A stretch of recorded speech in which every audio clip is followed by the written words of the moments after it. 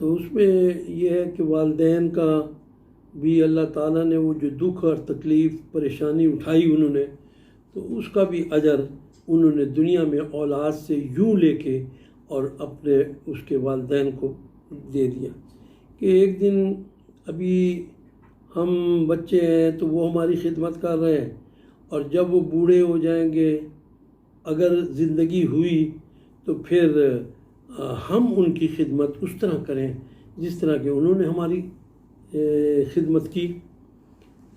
और इस तरह से ये सिलसिला एक सोच और विचार मेरे अंदर पैदा हो गई। तो उस सोच के तहत वो मेरे अंदर एक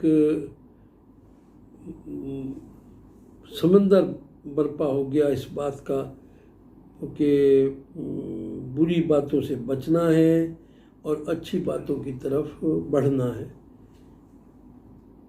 तो फिर उससे बड़ा कुरान मजीद पढ़ा, फिर कुरान से तफसीरों से पढ़ के तो फिर यही हुआ कि मैंने चाहा कि अपने ख़ानदान की और अज़ीज़ व रिश्तेदार जो कबीला है उसकी इस्लाह के लिए बात की जाए, काम किया जाए। लेकिन सन 10 में मेरी आवाज़ बंद हो गई और इस वजह से फिर मेरा वो बातें बताना और लोगों को नहीं अनिल मुनकर अमर बिल मारूफ करना ख़त्म हो गया। तो उस वक्त मेरी ये सोच पैदा हुई कि मैं अब इनसे बात तो कर नहीं सकता, तो फिर अब इसके लिए यही है कि मैं कुछ लिखूं। चुनाचे मैंने किताब लिखने का फ़ैसला कर लिया कि अपने अज़ीज़ व रिश्तेदारों के लिए ख़ास कर और आवाम के लिए आम तौर पे मतलब जो है वो लिखा जाए। चुनाचे मैंने 3 किताबें लिखी। उसमें जब पाया सुराग़ ज़िंदगी, दुनिया के मोती आखिरत के फूल और हिदायत के चिराग, ये 3 किताबें मैंने लिखी। लेकिन मैंने जब ये किताबें लिखी तो मैंने ये देखा बावजूद इसके कि मैं ये इससे कुछ पैसा कमाना नहीं चाहता था और ये मुफ्त तकसीम करना चाहता था। तो मुफ्त के भाई जो कोई ख्वाहिश करे तो उसको मैं किताब दूँ ताकि वो पढ़े और जो चीज़ें जिस तरह मैंने पढ़ी और समझी तो उसको मैंने कहा कि इसे पेश कर दिया जाए। तो ये जब पाया सुराग़ ज़िंदगी, ये तो अक़ीदे की किताब है, और दुनिया के मोती आखिरत के फूल ये जो है ये भी मतलब वो अक़ीदे के साथ साथ अमल वग़ैरह के लिए भी है। और हिदायत के चिराग तो हैं ही, हिदायत के चिराग तो उसमें तो फिर ये हुआ कि मैंने महसूस किया कि इबादत क्या है। वमा खलक़तुल जिन्ना वल इंसा इल्ला लियअबुदून, कि हमने नहीं किया खल्क, परवरदिगार जो फरमा रहा है कि हमने नहीं खल्क किया जिन्नो इंस को मगर इबादत के लिए खल्क किया। तो इबादत के सिलसिले में मैं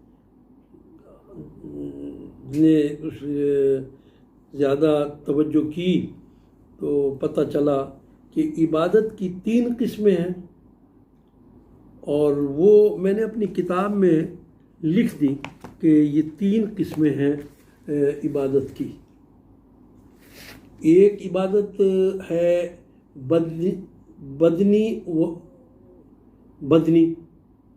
और दूसरी माली इबादत है, और तीसरी बदनी और माली इबादत। तो इसमें बदनी इबादत में सबसे ज़्यादा दखल है नमाज और रोज़े को। तो नमाज के आज मैं थोड़े से फ़ज़ाइल बताऊंगा कि भाई नमाज की कितनी अहमियत है दीन इस्लाम में। कि नमाज को जो अहमियत हासिल है वो किसी दूसरी इबादत को ये अहमियत हासिल नहीं है। ये वो अजीमुल मर्तबत फरीदा है कि इस्लामी इबादत का पहला रुकन है, जो पीर व जवान, अमीर व फ़कीर, मर्द और औरत और तंदुरुस्त व बीमार सब पर यकसां वाजिब है और किसी हाल में भी किसी शख्स को माफ़ी नहीं है कि वो जब तक होश व वास है तो नमाज उसके लिए है। अगर कोई शख्स खड़े होकर नमाज नहीं पढ़ सकता तो बैठ कर पढ़े, और अगर बैठ कर नहीं पढ़ सकता तो लेट कर पढ़े। रुकू सुजूद नहीं कर सकता तो इशारों से पढ़े। असूल अकायद के बाद नमाज सबसे बड़ा इस्लामी फरीज़ा है। इमाम जाफ़र सादिक अलैहिस्सलाम फरमाते हैं कि मार्फत खुदाबंदी के बाद नमाज फरीज़ा से अफजल कोई चीज़ भी नहीं है। क़यामत के दिन सबसे पहले इसी नमाज की बासपुर्स होगी। नमाज पर ही तमाम अमाल व इबादात की कबूलियत का दारोमदार होगा।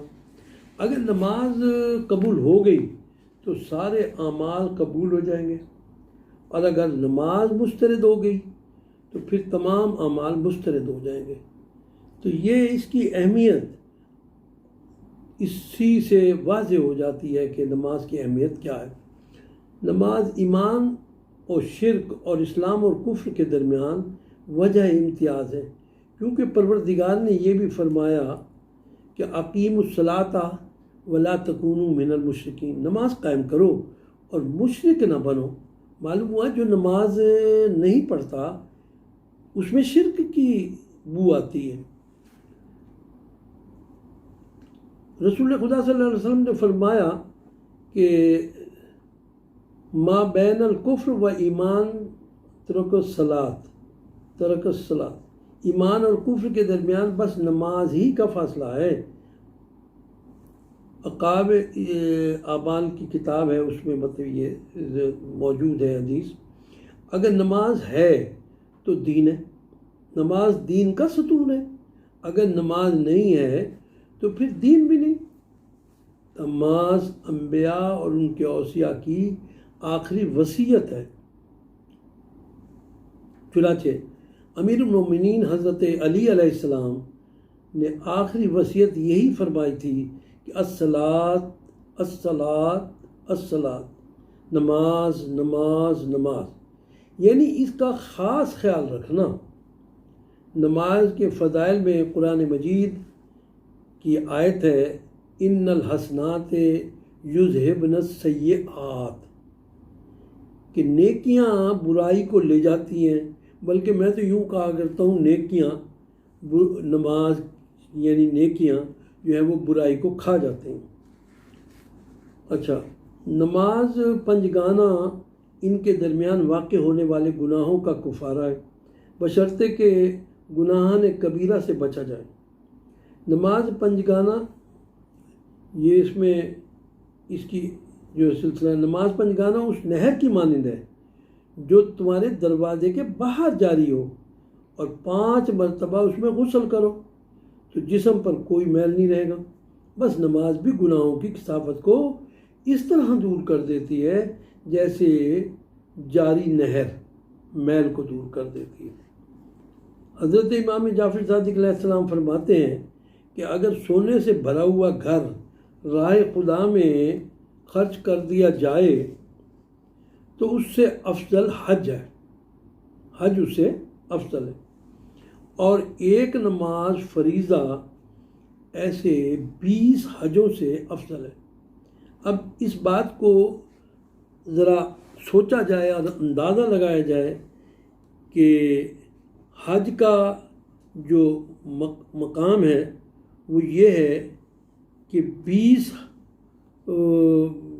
एक सोना राह खुदा में देने के बराबर है, और दो रकात नमाज यानी कोई भी नमाज फ़र्ज़ वाजिब जो है वो ऐसे 20 हजों से बढ़ के। हदीस में है कि एक नमाज फरीज़ा खुदा के नज़दीक 1000 हज और उम्रा के बराबर है। जो मबरूर और मकबूल हो। पहले तो यही नहीं पता होता कि ये हज कबूल हो रहा है या नहीं हो रहा, लेकिन यहाँ ये है कि 2 रकात नमाज अगर आपने पूरे खुलूस नीयत से अदा की है तो फिर वो हज भी जो 20 हजों के बराबर, तो 20 हज आपके मबरूर होंगे और मकबूल होंगे, यानी वो कबूल होंगे। हज़रत इमाम जाफ़र अलैहिस्सलाम फरमाते हैं कि खुदा को अपने बंदों में सबसे ज़्यादा महबूब वो है जो बात करने में सच्चा हो और नमाज और दीगर फ़राइज़ को पाबंदी से अदा करता हो और अमानत को अदा करता हो। बाकी ये तो था नमाज के बारे में कि भाई नमाज की क्या अहमियत है और क्या मकाम है, लेकिन अब मैं ये कहता हूँ कि कुछ इसके तर्क करने का अजाब क्या है और औकाब क्या है, तो वो भी बताऊँ। तो उसमें यह है कि हज़रत इमाम रज़ा अलैहिस्सलाम अपने आबा व अजदाद ताहिर के सिलसिला सनद से हज़रत रसूल खुदा सल्लल्लाहु अलैहि वसल्लम से रिवायत करते हैं, फरमाया नमाज को ज़ाय न करो, क्योंकि जो शख्स नमाज को ज़ाय करेगा वो कारून व हामान के साथ माशूर होगा और खुदा पर लाजिम होगा कि उसको मुनाफिकीन के साथ जहन्नुम में दाखिल करें। अफसोस इसके लिए जो अपनी नमाज की मुहाफ़ज़त नहीं करता और अपने पैगंबर की सुन्नत को अदा नहीं करता। हज़रत रिसालत माब सल्लल्लाहु अलैहि वसल्लम फरमाते हैं, जो शख्स अपनी नमाज को खफीफ समझेगा उसको मेरी शिफात नसीब नहीं होगी और ना ही वो हौज़ कौसर पर मेरे पास पहुंच सकेगा। और 3 नंबर ये हदीस के सबसे बड़ा चोर वो है जो अपनी नमाज़ों की चोरी करता है, यानी उसके रुकू व सुजूद को मुकम्मल तौर पर बजा नहीं लाता, जल्दी जल्दी पढ़ता है। ना तो नमाज का ही कहा है कि बहुत तेज़ी से पढ़ो, जल्दी पढ़ो, और ना कुरान मजीद का ही कहा है जैसे कि वरत्तिल कुरान तरतीला। पैगंबर खुदा ने एक शख्स को नमाज पढ़ते देखा जिसने रुकू व सुजूद को मुकम्मल तौर पर अदा नहीं किया। फरमाया इसने नमाज नहीं पढ़ी बल्कि कव्वे की तरह ठोंगे लगाए। फिर फरमाया अगर ये शख्स मर जाए और इसके नामा अमाल में इस किस्म की नमाज दर्ज हो तो वो यकीनन मेरे दीन पर नहीं मरेगा। और क़द अफ़लहल मोमिनून अल्लज़ीना हुम फ़ी सलातिहिम ख़ाशिऊन, कि सिर्फ वही अहले ईमान कामयाब होंगे जो अपनी नमाज़ों को खुशू व खुजू के साथ अदा करते होंगे। ये कुरान मजीद की आयत है, बल्कि 18वां सिपारा है, सूरा मोमिनून है। और ईमान कामिल के बगैर जन्नत मिले मुमकिन नहीं है। लिहाजा ईमान कामिल की ज़रूरत है। जो ईमान इंसान को बिस्तर से उठाकर मस्जिद या मुसल्ला तक नहीं ले जा सकता, वो ईमान इंसान को जन्नत की तक कैसे ले जाएगा। सोच का मकाम है। गौर फरमाइए, गुनाहों से करो तौबा, क़यामत आने वाली है। परवरदिगार व आखिर दावाना अनिल हम्दुलिल्लाहि रब्बिल आलमीन। औज़ु बिल्लाहि मिनश शैतानिर रजीम। बिस्मिल्लाहिर रहमानिर रहीम। वमा खलक़तुल जिन्न वल इंसा इल्ला लियअबुदून। और हमने नहीं खल्क़ किया जिन्न और इंस को मगर इबादत के लिए खल्क़ किया। मैं जब बचपन में था तो अक्सर जनाज़ों के साथ जाया करता, और जब जनाजे को ले जाते और वो कब्र में मुर्दे को उतारते तो मेरी तबीयत बड़ी परेशान हो जाती और बड़ी गमगीन हो जाती, जिसमें फिर मैं बचपन से ही इस उसमें लगा कि जब कब्र के अंदर बंद कर दिया जाएगा तो वहाँ तो कोई भी नहीं होगा। हालांकि ये मेरा सोच गलत थी कि अल्लाह ताला तो है, अल्लाह ताला तो होगा, लेकिन क्योंकि दुनियावी हिसाब से वो मैं देखता, उस वक्त मेरे कोई ज़्यादा उसमें समझ नहीं थी, तो मैं यही सोचा करता कि वो बंद कर देंगे तो परेशान क्या होंगे, पानी कौन पिएगा, कहाँ से पिएगा, खाने का कोई बंदोबस्त नहीं होगा। तो इस तरह से मैं बड़ा परेशान हुआ करता और इसी परेशानी में रहता। तो आखिर मैंने अंबियाओं के किस्से पढ़ने शुरू किए।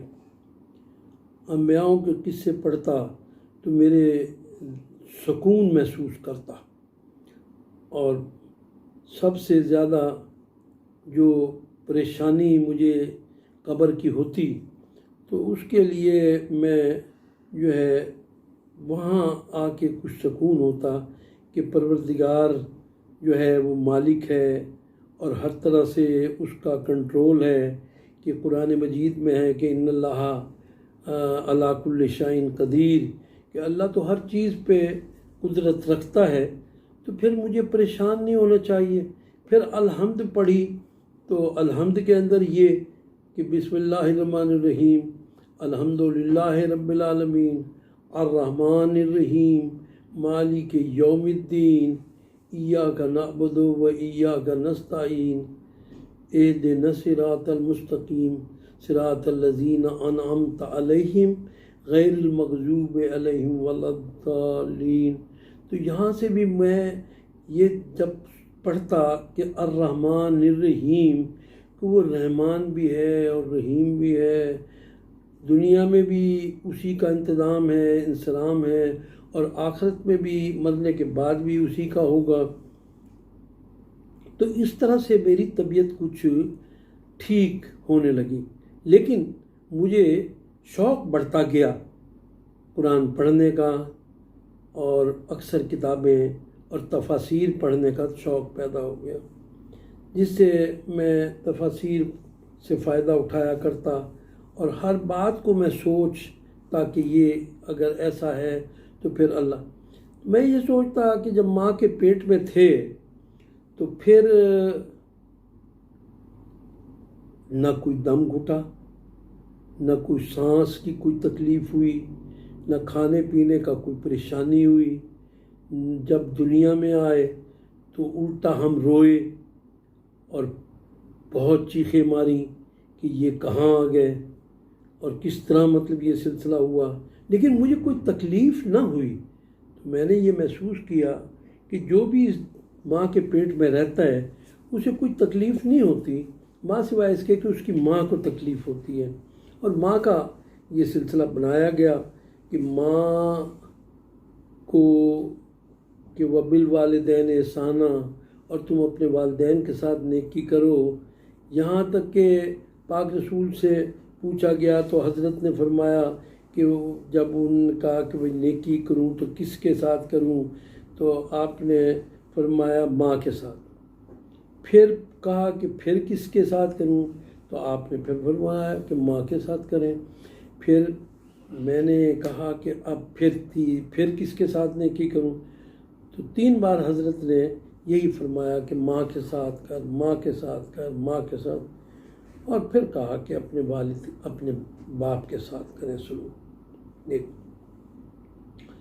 तो अगरचे उस वक्त पैदाइश के वक्त मुझे तो कोई तकलीफ़ नहीं हुई, लेकिन यकीनन मेरी माँ को तो तकलीफ़ हुई होगी, और बाप ने भी भाग दौड़ की होगी कि भाई उसके खाने का, पीने का, उसके जो दिया करते हैं उस वक्त, तो वो घुट्टी और वो पिलाएंगे, तो ये सिलसिला वो इंतज़ामात तो किए गए। तो लिहाजा उसका अजर हिसाब बाप को, लेकिन 3 दर्जे जो है वो माँ के लिए फरमाया। तो मैं समझा कि वाकई अल्लाह ताला किसी का हक रखता नहीं है। हय्या अला